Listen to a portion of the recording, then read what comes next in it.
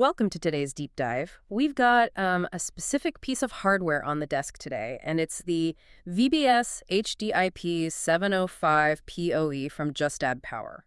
Right. It's a standard transmitter, but I think I know what you're going to say. Yeah, I mean, looking at the spec sheet, I have to play devil's advocate immediately here.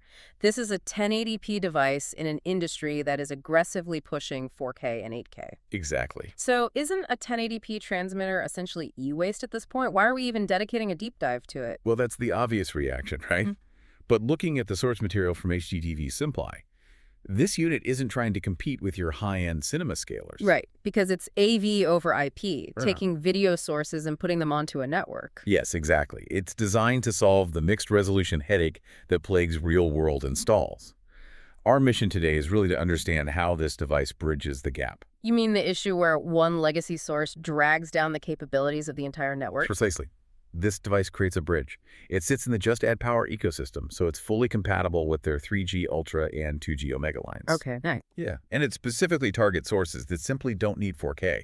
Yeah. Think about it. Does your cable box or your security camera, DVR, or digital signage player actually output 4K?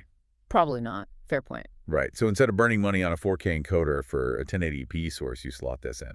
It encodes that standard HD signal up to 1920 by 1200 into an IP stream. And what does that look like on the network side? It's highly efficient.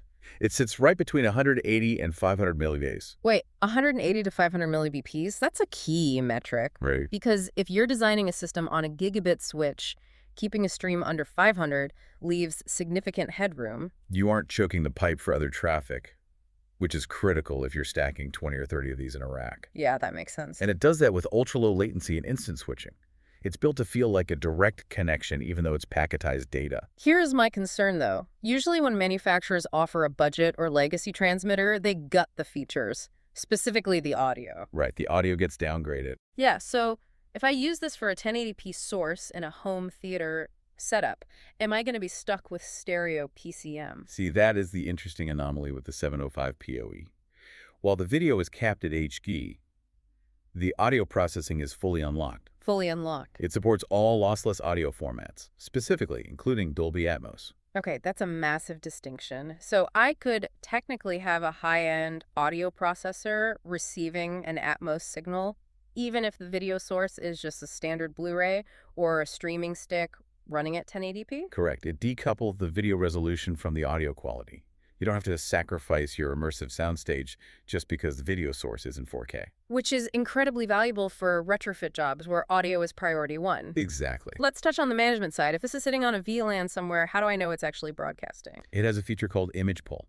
You can grab a live MJPEG stream directly from the unit via a web browser. At what frame rate? Up to 10 frames per second. Oh, so no need to physically run to the room to check if the cable box is frozen? Right. And regarding compliance, it checks the necessary boxes for a commercial environment. AES 128 encryption for security, and it's HTTP 2.2 compliant. Which is absolutely non-negotiable these days. If it can't handle the handshake for copy-protected content, it's basically a paperweight. Yep. It also supports the standard control suite RS-232 IR and CEC for endpoint control, so it integrates into whatever automation system you're running.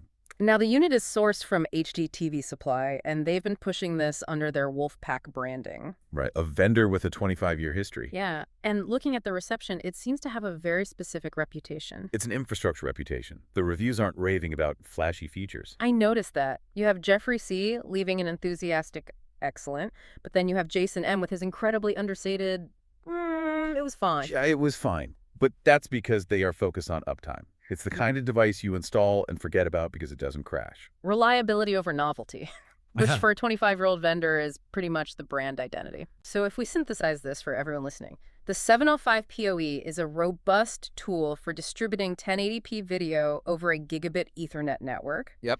It allows you to mix 1080p and 4K endpoints on the same network, saves bandwidth on the switch, and retains high-end audio formats like Dolby Atmos. That's the takeaway. Yeah. It allows the network to scale without forcing every single component to be bleeding-edge expensive. It effectively kills the argument for dedicated video cabling, doesn't it? It really does. I mean, with devices like this encrypting and streaming high-quality content over standard networks, are we seeing the final days of dedicated video cabling in favor of a purely IP-based future? I think the writing is definitely on the wall. Something to mull over for your next install. Thanks for joining us for this deep dive.